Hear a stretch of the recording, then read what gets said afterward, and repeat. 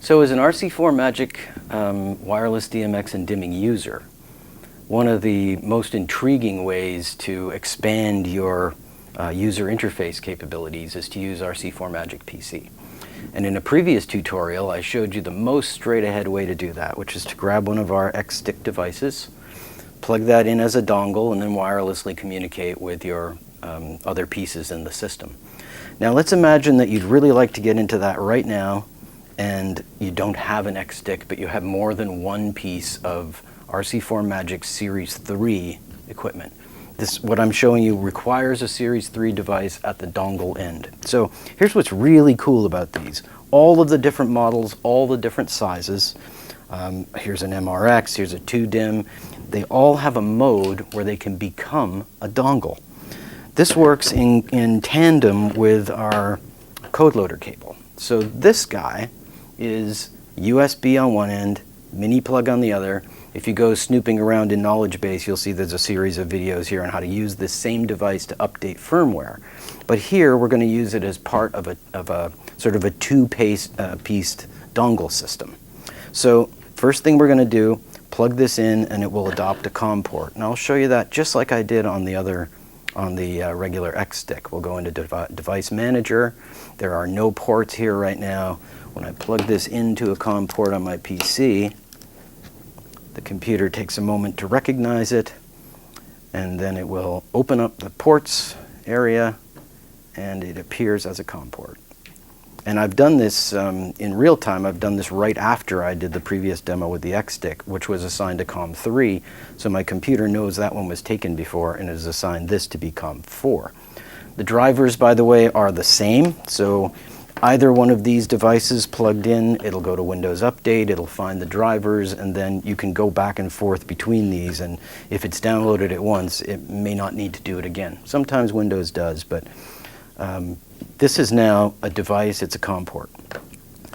It alone has no radio, so now we can use any RC4Magic Series 3 device to become the radio. The inconvenient part of this is it needs some power. So here is some power I'm going to plug into this DMX 2DIM. I'll use a little screwdriver, get that in there. You could use a battery. I have a power supply off camera, doesn't really matter how you do that. This is the port into the device. There's one more very important step. It doesn't know it's supposed to be a dongle until we tell it, and we do that by long pressing the function button. So let's see if we can see some LEDs on there. I think you can. Get the wire out of the way. So when I long press it, see the green LED there? That's the normal COP indicator. Now we'll long press funk. It's a little bit difficult. Here we go. Long press. Watch, we're going to see after several seconds, because it's long, we've now switched blink pattern. See that sort of single LED unbalanced blinking? That is the indicator for being in dongle mode. So this now has become, these two pieces have become the equivalent, technically, to what that is. Just a little bit more complex in that you needed power for it, and you had to put it into the mode. And you have to do all of that before you run the software. So now that entire block is available to the software to start. And now we open the program. And we'll see over here things are not connected yet. This is our remote dimmer. Blue light on solid means it's not joined to network yet. Here in software we have COM 4 available. We select that and we go on.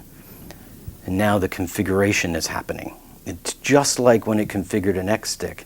It has now put this device into dongle mode, and that RF con is blinking up here. The blue light is doing exactly the same thing the yellow light did on the X-Stick. And now, this blue light over here has joined and connected, and we have got exactly the same functionality as we had with the X-Stick using a spare RC4Magic Series 3 device that was lying around. So now we can do a read, and everything else is exactly the same. I can do this literally with any device. I could grab the big 4-channel dimmer, I could grab an MRX. The processes are the same. Make sure it's got power, plug the code loader cable in, press hold the function until it goes to the uneven LED pattern, which is your state indicator. And then it's a dongle. After you've done all of that, run the software, because that has to be configured in the right mode for the software to find it, see it, and then configure it to be the transmitter on your IDs. So there's a few extra steps, but you don't have to buy anything more. And you could do some GUI interfacing in an emergency situation. You could figure it out right now. If you have just 2 devices, you can do it. You can use your DMX-IO, the same transmitter connected to your console. Put that in dongle mode, hold the func for a long time, connect it this way, and then access your other dimmers. It's really a fantastic extra feature.